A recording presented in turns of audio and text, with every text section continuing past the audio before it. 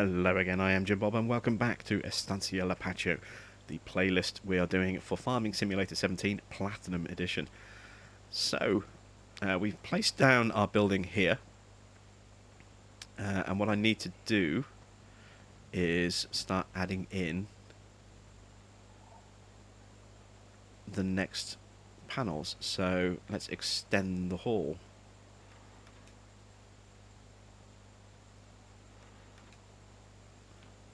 There we go, that's 2. Let's go with the third one. Oh, I need to go back a bit further, don't I? Do it from here. That's 3. And that's 4. And look, how that's absolutely perfect. So we have the framework for our area. So now we need to put the walls in, and also need to put the roof in as well. So let's activate the porch. There we go. Excellent. Now I need to put these walls in here. So change hall next.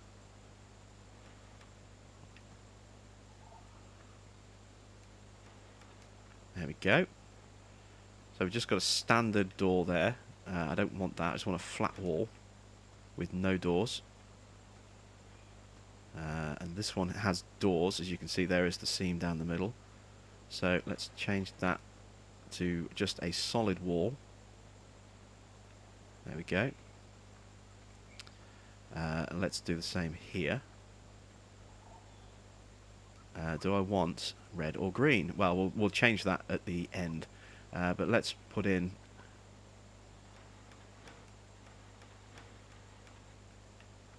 Oh, they're behind us.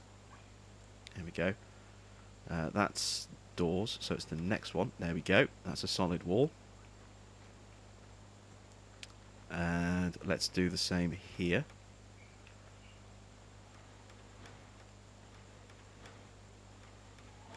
Excellent. So we need a back wall all the way along here.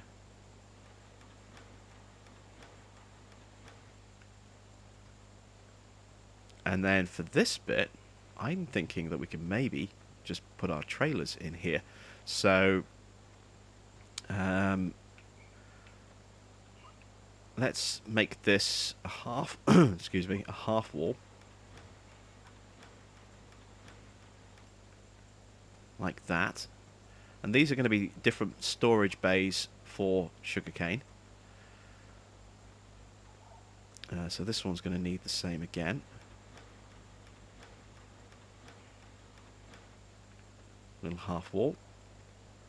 On the front, we're going to want the ones with the doors, like so.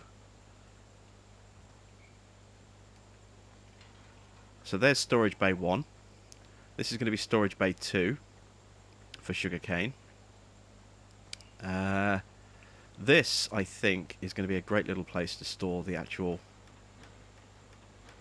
trailers. So let's just try that out by putting in kind of like a little side area like that. And then obviously we're going to want a full wall here. And actually, I think we fit one like that, but with a little door. We can actually go in and check on our grain that way. I don't know whether or not I want to do the same here, have a solid wall with a door going between the two. But we'll do that. We'll have a little side door like that. So this is going to need... one with double doors at the front, like so. And then same here. This is going to need one with double doors.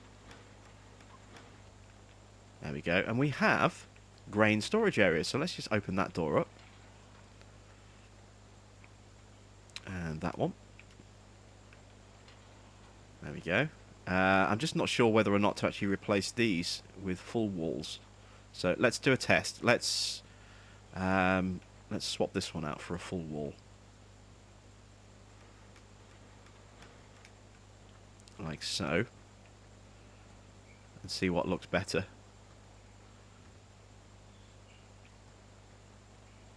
Yeah. It depends how high, obviously, our storage is going to go before it kind of bottoms out. But I think that's going to work quite nicely like that. And then we can store our trailers in here. I'm going to get rid of this door panel here. So let's change that to next. Make that a solid wall. There we go.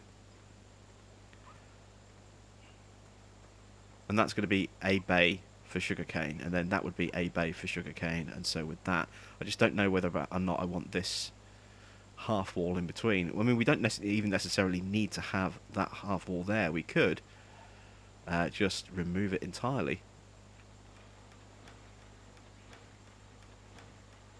like so, and just do that. And then we could keep this one separate. We could maybe put something else in there, and then we've got a little porch area here for our trailers. But there we go. We have our little sugarcane area. Yeah. Like I say, I'm just not sure whether or not I want to put in another barrier partition just there. But let's start moving stuff around. So let's get into our little mini Massey for this. Oh, he's finished. That's good. And that should be both fields done.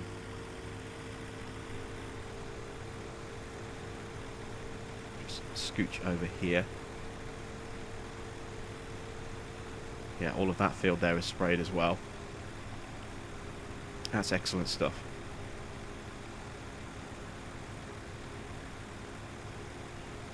There is our placeable over there. It's a shame that the walls don't show up on the draw distance until we get closer.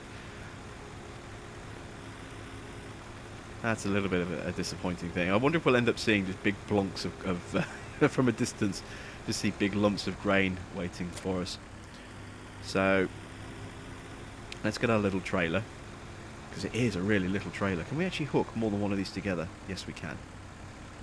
We don't really need anything bigger than this right now, but going forward we'll obviously upgrade this to a large piece of equipment. We could as well just get a second one of these and just run two of these. But this is going to live just here. So now it's a question of have we got enough width to actually get two of these trailers in here? I think we do.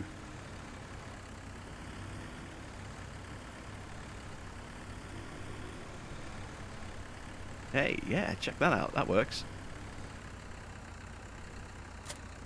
So how about now putting our planter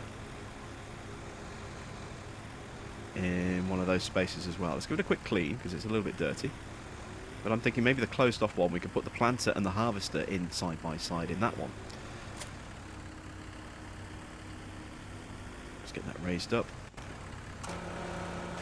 Cleaned off.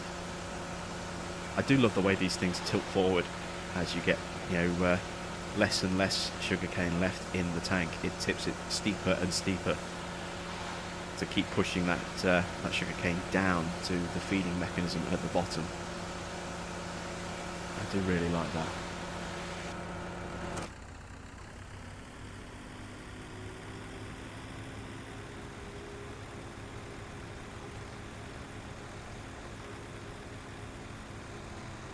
So I know this will fit in. It's quite wide. And those rear wheels pivoting do make it a little bit awkward to reverse, especially on this bumpy ground.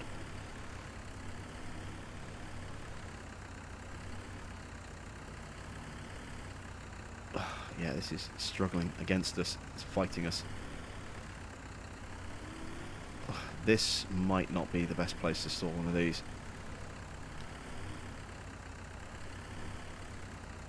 Really doesn't want to go in there properly. Right, so we've got it lined up. Let's spin the wheels around first.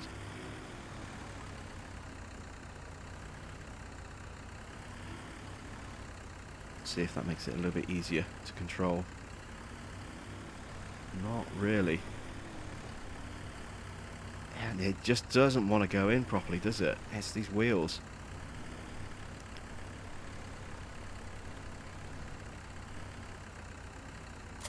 Alright, let's try dropping that like that. Have we got enough clearance to close the door? Will the planter or the harvester go in next to it? That's the next question, because it is quite high. it is quite a raised up little thing, so it's that pipe. It's so tall. I don't think it's going to fit. There's no way to kind of fold that down, I don't think. No, it's just going to stay there. This is going to be too tall. I don't think it's even going to fit in here, actually. No, that's why it's outside. So if it won't fit in there, it certainly won't fit in Slow Hall. So this is going to have to stay outside. That's a bit of a shame, but what we can do here is we can actually store extra sugarcane in there, I think. Next to the planter, although we're going to knock it every time we try and take this thing in and out. So yeah, we'll store this if I can. Let's see if I can store this next to the trailer. Again, it doesn't want to turn. Those wheels fighting me at every turn. Look, at every opportunity.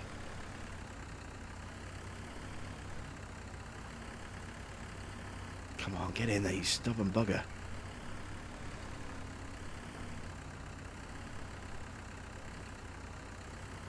Ah! Alright, so that'll live just there, next to the seeder. So now we can actually put seed in there. You know, any sugarcane that we need, we can store in that one there. And then this can be the one that we use for...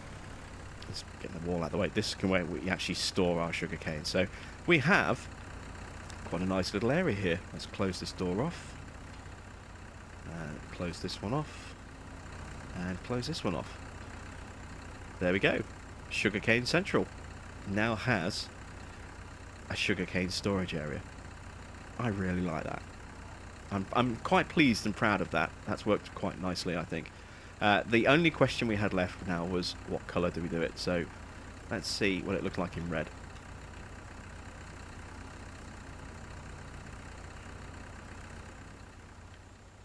And you know what? I think green is going to work better on this map.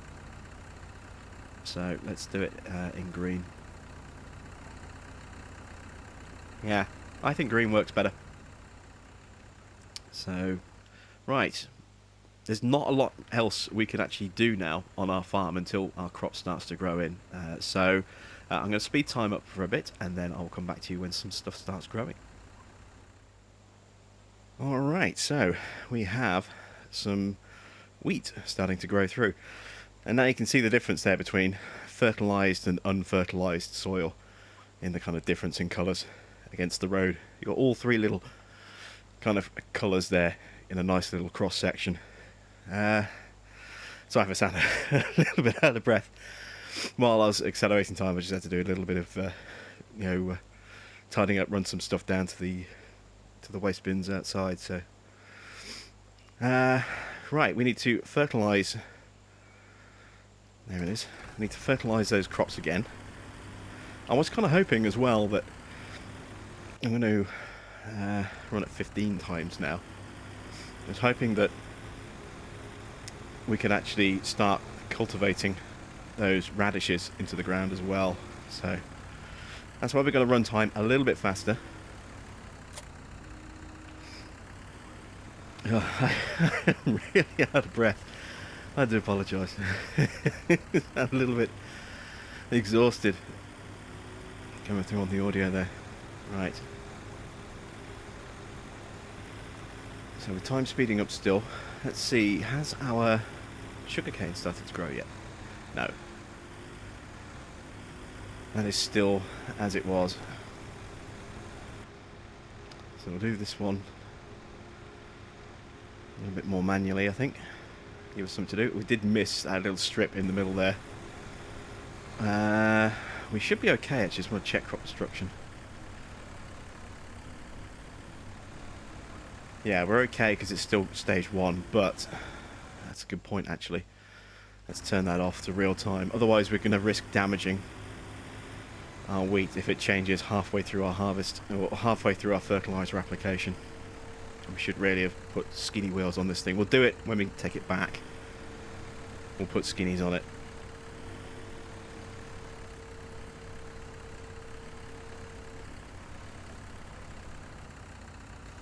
So I said we're going to do it manually. The first thing I've done, just force of habit, is to hire a worker.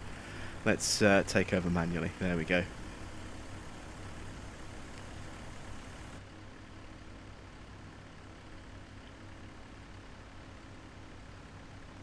So yeah, we've got this one to do, obviously. Then we'll get our radish come through, cultivate that into the ground to give us that stage of fertilisation. Then we can start planting sugar cane on that field. This field will probably do a soybean harvest once we've done this wheat harvest, because sugar cane, as I say, it's going to take probably twice as long to grow as our regular crops. So by the time we've got this grown and harvested, and then replanted and harvested again, our sugar cane should be ready to harvest on the other fields. Plus, it also gives us the opportunity to get in that extra kind of sugar cane we're going to need to fertilise, well, not to fertilise, but to harvest, to plant. I get my words mixed up. Give us the amount of sugar cane we're going to need to actually plant this field, because it's quite a big field. It's the biggest of the fields that we have, field 2, and it's going to take up a lot of sugar cane, and it's going to take a huge amount of time to do it as well. So ideally, by the time we're ready to turn this into a sugar cane field, I'd like to have enough kind of money to get maybe a 2-row planter, because otherwise it's going to take forever with a single row planter. At the very least, we'll get a second 1-row planter on lease, just to help speed the planting process up if we need to, because it will take forever with just 1-row planting. That much is a given.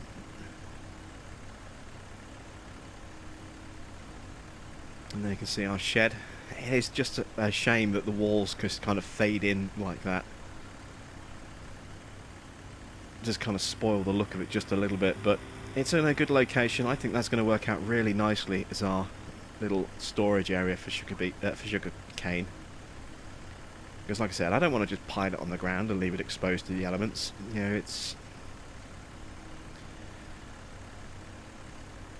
I know it's not just going to dissolve in the rain. It's just thinking of that little video of the raccoon who gets like a sugar cube and he dips it in the water and it just vanishes before his eyes.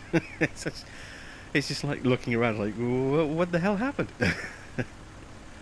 I love that little video clip. But yeah, it's not like I'm expecting our sugar cane to just dissolve in the rain. That would be stupid. But I just do like the idea of having it, you know, at least in some kind of shelter, even if it's not like a proper storage silo. Those building areas that we've just created will do absolutely perfectly as a little storage area. So we can keep some stuff on farm. We'll get to the point where going forward we'll need either a much bigger placeable, or we'll need to use the grain elevators, but that's a long way off. I mean, alright, I've taken a worker to hired a worker to take over for us. Let's go into the equipment list and have a look at exactly how much things are going to cost and how much we need to do stuff, you know, how much power we need. So this is what we have right now, the single planter. We need 195 horsepower, so we can kind of get away with what we've got, but it's a little bit slower than it should be.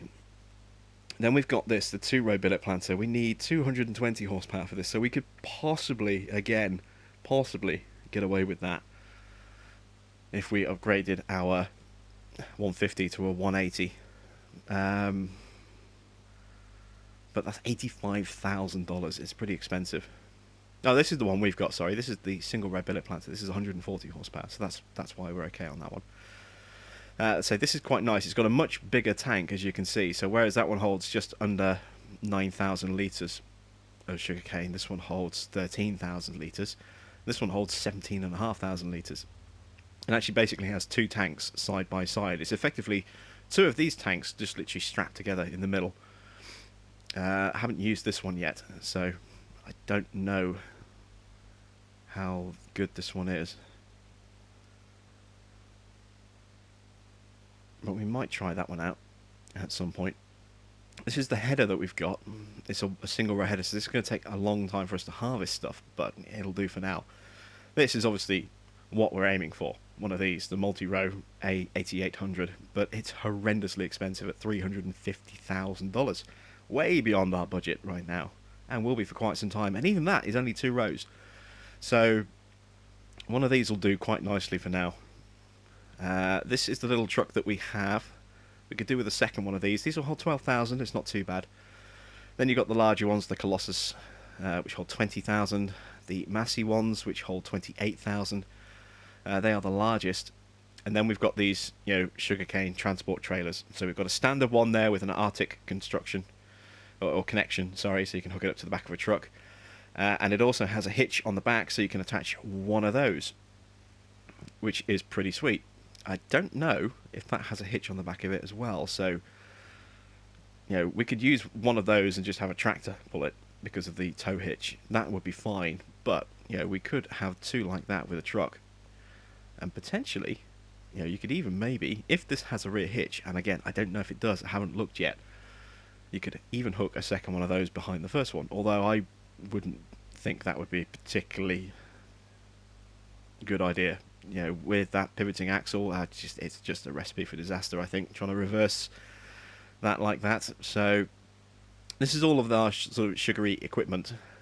Quite a lot of stuff. And this is the cultivators that we're going to need, I think, to really clear off the sugarcane fields. It's the only reason I can think why these would have such a high horsepower rating, is that we need one of these to clear off 3 layers of sugarcane on the fields. So when we've done 3 sugarcane harvests and we get just a completely unusable field, it'll be interesting to see whether a normal cultivator will be able to handle it or whether we will need to use one of those. We'll definitely test that. I get the feeling one of these will be fine, which kind of makes me wonder why these are just so heavy on power requirement, because they're not really that big. 3.4 meter working width is nothing really for a cultivator. It's terrible. So why does it need 320 horsepower? And this one here, this is slightly wider, and this one only needs 240, and this one fertilizes as well. I mean, like I said, it just seems so weird that there needs so much. I'm not entirely sure what's going on with that, but I guess we'll find out, as time progresses. So let's take over from our worker again. Let's get lined up.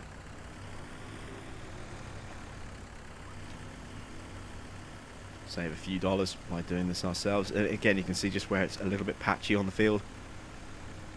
See those little darker spots where nothing was planted, and that's the original sort of cultivated soil showing through. Also, we've got that big tear in the field just there as well, where we just had that line where I was just kind of repositioning it after having topped it up and didn't do a particularly good job of repositioning where the cultivator was going.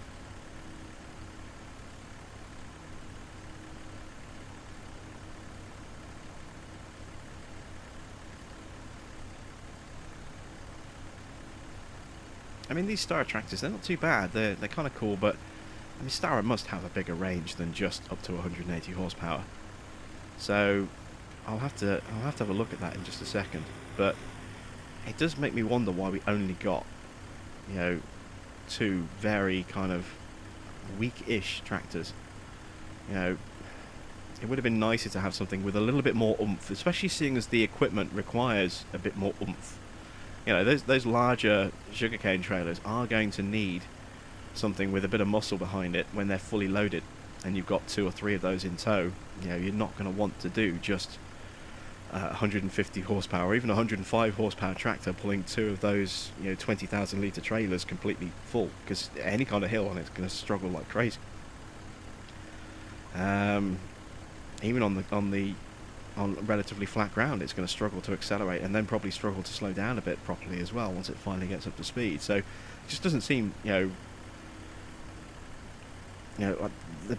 think it feels almost incomplete that we have so little in the way of power from our new tractors.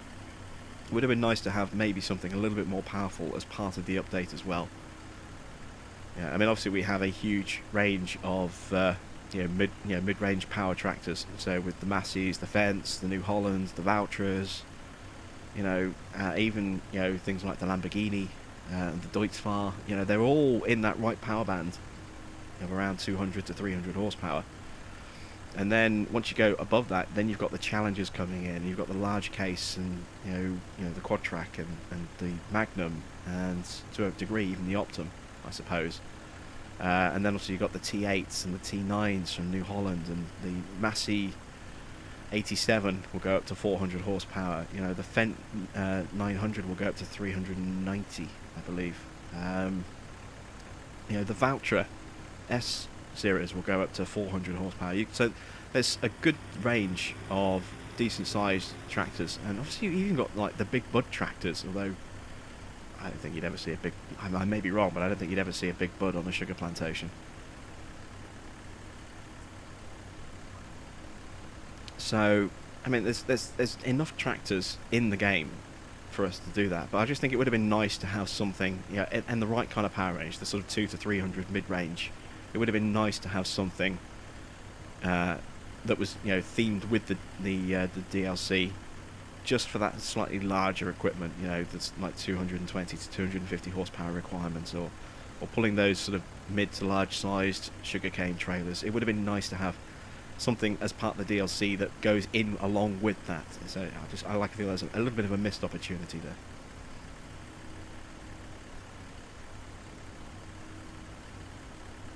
Alright, we are almost done with this field.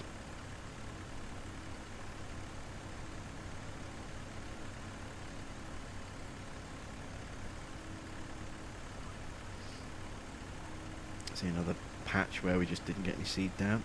It's actually all the way along here. Look. I think this is when I was doing it manually.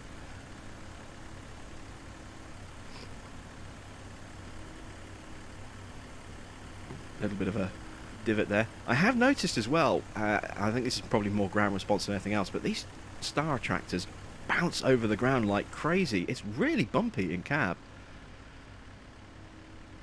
It's not so bad once you're on seeded ground, but when you're on cultivated ground, these things just bounce all over the place like nobody's business, you know, really, really badly. So I don't know if that's something that's specific to these particular tractors, or if it's just, you know, a change that has been implemented with the recent patch, the 1.51 patch, but they do seem to bounce around a lot more than I remember. I don't ever remember the bouncing being that violent. Who knows? Maybe maybe it is, you know, just me. I don't know. But we'll leave that just there for now. We're going to speed time up again now, so let's go back to 120. Just so we can get our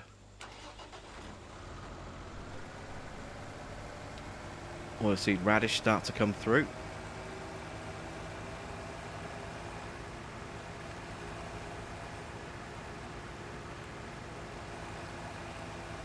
So we'll get this guy lined up and ready.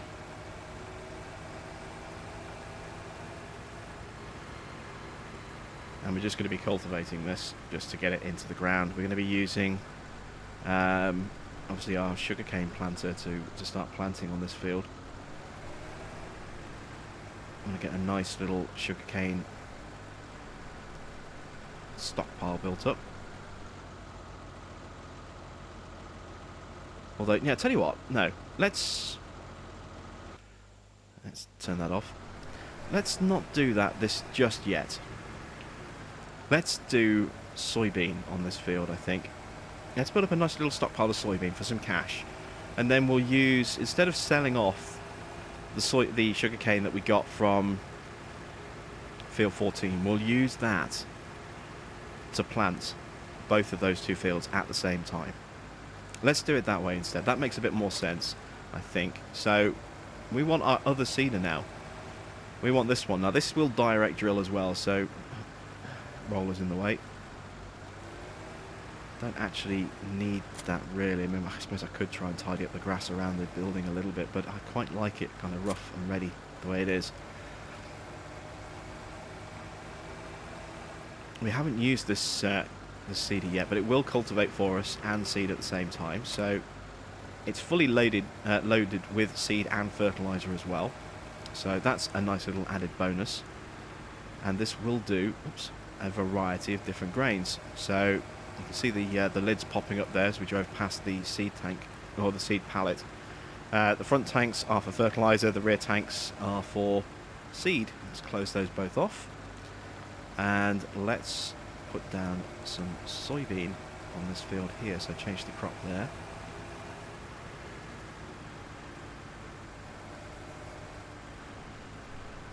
And we don't have row markers on this, so we'll just have to, kind of do it by eye. But we should be getting a double stage of fertilisation here. We're getting two. We're getting one for fertilising with the seeder itself, and we're getting another one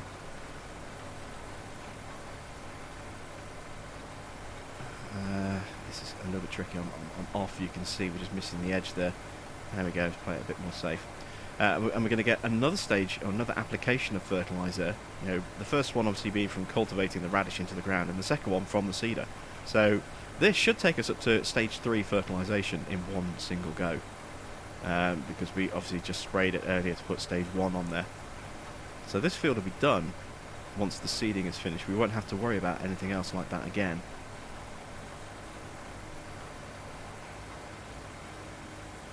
Which would be kind of cool.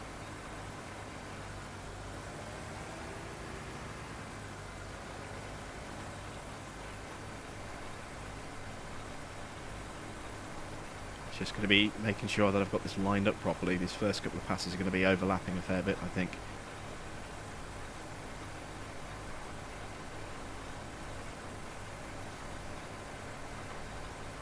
Let's see if we can get some close-up shots.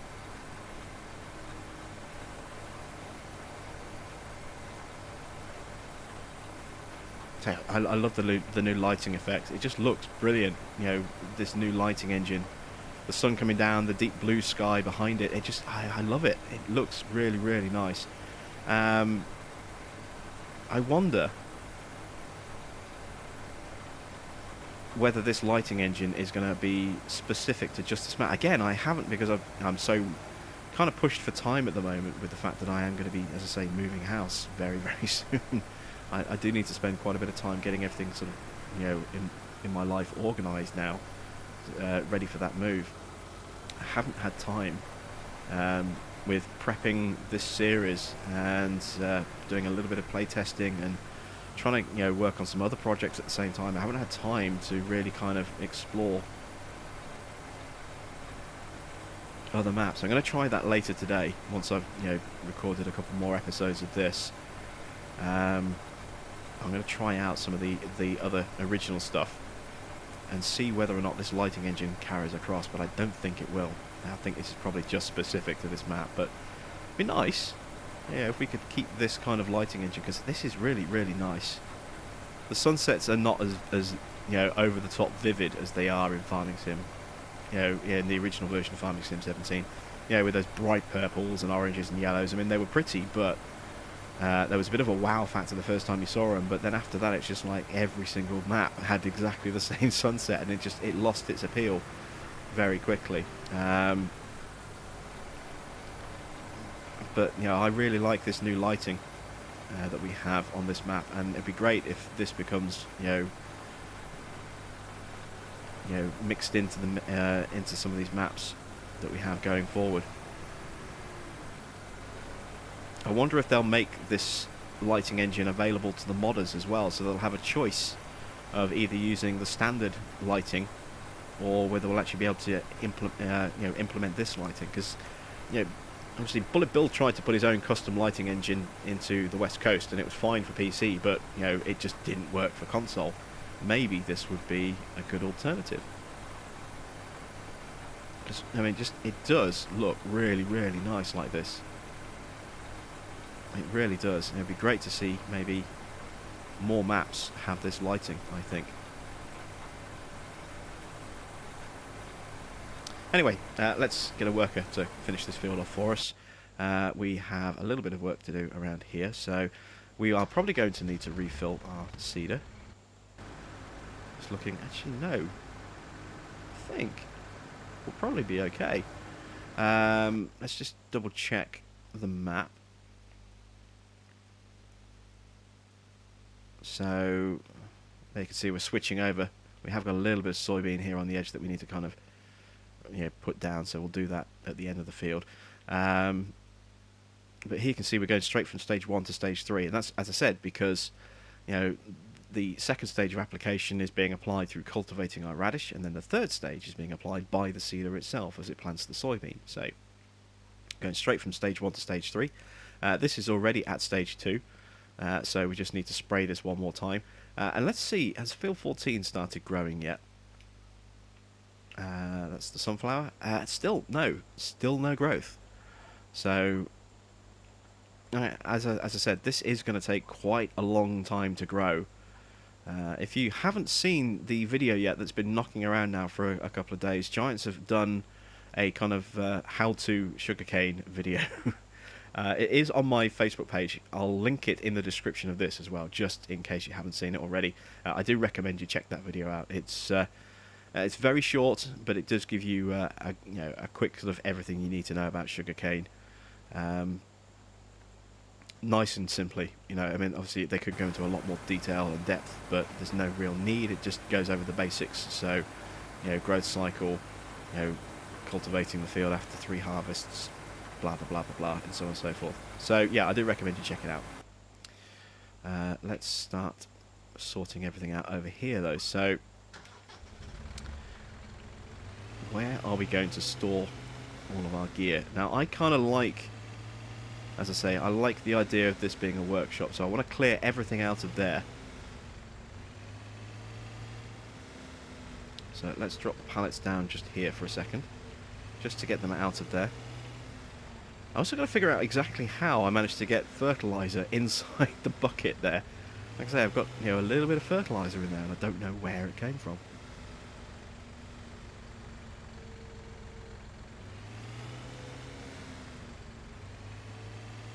So, just going to plonk these pallets down. I suppose I should figure out where I'm going to put these before I start moving them. Let's move the weights and then put them where the weights are. I think that would work. So let's pick that weight up.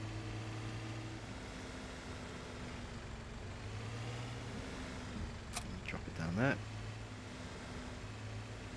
We'll keep the second weight attached as a counterbalance while we're moving these pallets.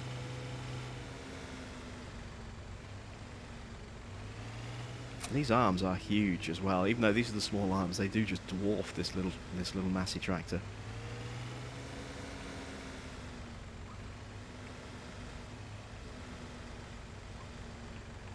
Alright, so let's plonk these down here.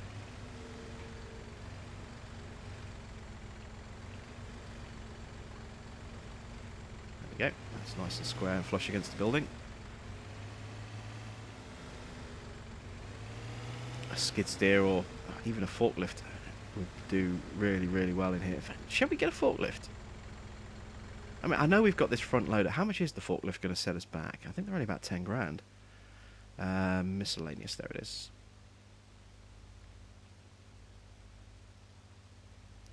Yeah, for 10,100 we can get ourselves a pallet fork operated forklift, and that would be a lot easier to use in here.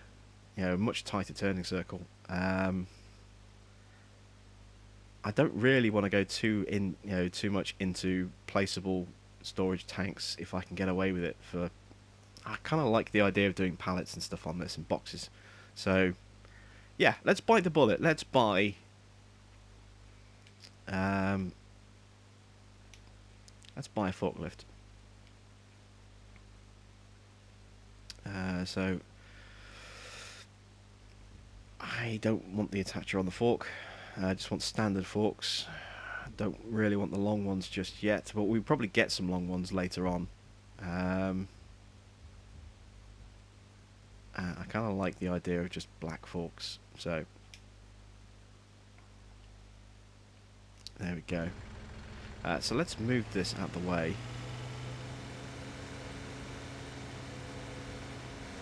just there for now.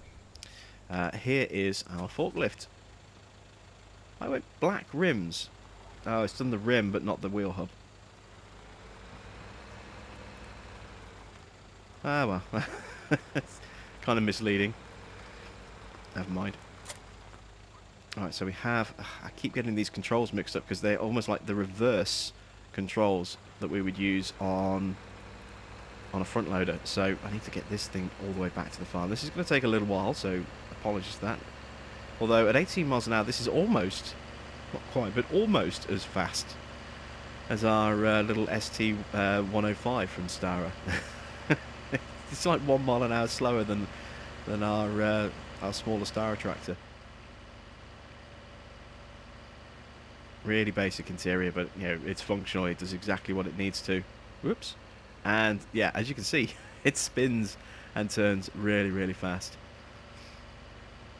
I don't want to go too crazy with mods on this map because, you know, this is kind of, this playlist is about showcasing the new content and the new DLC, so I don't want to just bombard us with a ton of different mods. But yeah, this one I think is just going to be useful to have around the farm. So, and this is available to everybody as well, whether you're a PC user or a console user. I'm a console user, so any mods you see on console, I'm on PS4, any mod that you see me use will be available if you're an Xbox user, because if a mod is available on PS4, it's available on Xbox. So many times I get asked that question, is this going to be available on Xbox as well as PlayStation? Yes.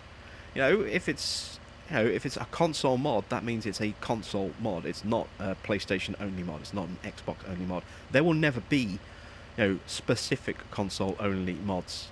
Never, you know. It'll have to be, you know, because they go through Giants, they have to be made available to both consoles. They have to work on both consoles. So, and if it doesn't work on both consoles, it only works on one, it will fail. It will never pass through testing. So there will never be a console only, you know, a specific only console mod. It'll never happen. So if you see me using something and I'm on my PS4, yes, you'll be able to get it on your Xbox. Likewise, there are no console exclusive mods, you know, against PC. So if you're a PC user and you see me using a mod, and again, you know, remarkably, I have been asked this question an awful lot as well.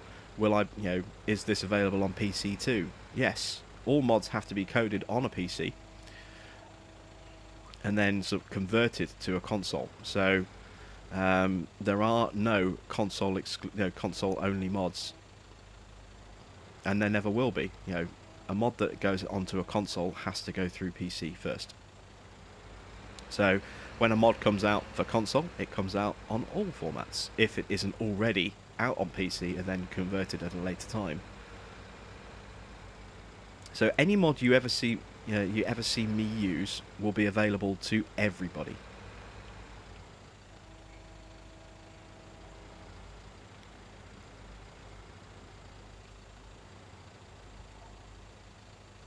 Alright, let's see, can I get this stacked up quite nicely on here?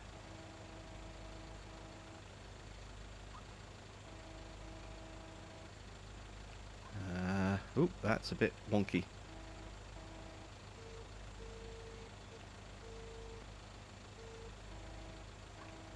It's a shame, in a way, that this doesn't have the ability to... These controls, they do take some getting used to. It's a shame that this doesn't have the ability to sort of just shuffle sideways slightly with the forks. For slightly more, you know, pinpoint, you know, precision when it comes to positioning something. But it's still a really nice little mod to use. I do love this little forklift. Alright, that's close enough. So if I back out of here now... Oops.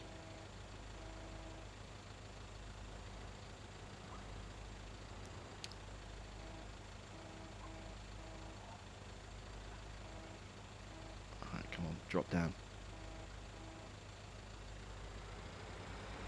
There we go. Ah, that's close enough. It's not perfect, but it'll do. Let's give it a little nudge.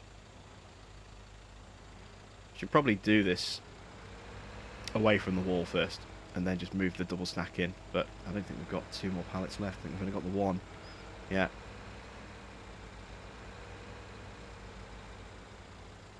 this is going to be kind of a, I say a workshop bay. I mean, there's no toolbox mod in here because it kind of just slowed everything down. That's the one thing I have noticed with the toolbox mod on a few different farms, is that it does tend to create a little bit of lag, which is a bit of a shame. And it doesn't work in multiplayer. It's a single player only mod, which I think was done to stop people from screwing up your equipment in multiplayer sessions. I think that was the argument and the reasoning behind that. You know, at the choice of the modder rather than giants, but I may be wrong on that. I'm sure if I am wrong, someone will point it out to me. But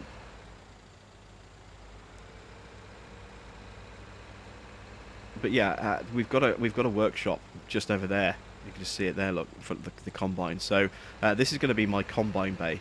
I'm going to store my combine in there with the different headers as well. Because at the moment we only have the standard grain header. We are going to need, if we decide to do corn or sunflowers, we're going to need a new header for that as well. And I do quite like the idea of doing sunflowers on this new very sunny map, but I want to try and, you know, kind of make sure that we have everything else that we need first before we kind of go off into other crops. We don't even have a planter, you know, for some of those crops, I don't think. So there we go.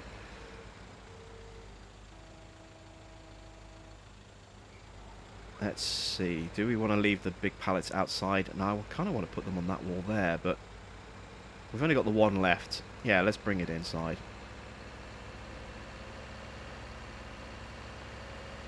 Oh, we've got two left. I thought we only had the one. So we've got one and one that's almost done.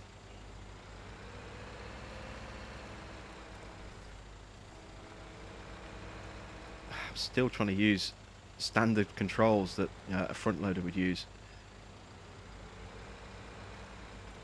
Let's get lined up.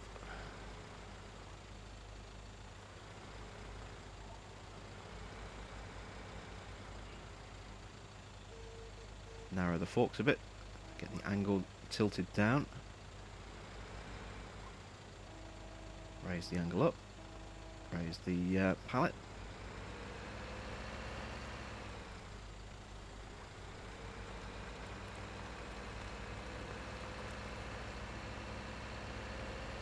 And I'm not quite sure why this is sort of in the miscellaneous category mods. I don't know why it's not in with skid steers, because it almost kind of is a skid steer. I think it would work very, very well, you know, in that category. So I'm not entirely sure why it ended up in miscellaneous. I personally would have applied to have it put in skid steers, but maybe Giants said no, it's not a skid steer, you can't put it in there. Maybe that's why it's in miscellaneous. But to me, it would have just made more sense to have it in there. Let's just push that back against the wall. There we go. And now we'll go get the other one, plonk that next to it. And then that's pretty much it for the end of this episode. You know, we're cultivating away and planting down our soybean just over there. How's he getting on over there? He's nearly done by the look of it. Yeah, not much left to go. We're still waiting for our sugarcane to start growing, so I'll speed time up, and then in the next episode we'll see the first stage of growth of our sugarcane, and hopefully our other crops will be a little bit closer to being ready to harvest as well. So we just need to put one more stage of fertilizer on our wheat, and then that is ready. It just needs to finish growing, and it'll be ready to harvest. Our soybean is already fully fertilized, so we don't have to worry about that. We just have to let that grow now. And then it's our sugarcane. We obviously need to fertilise our sugarcane as well.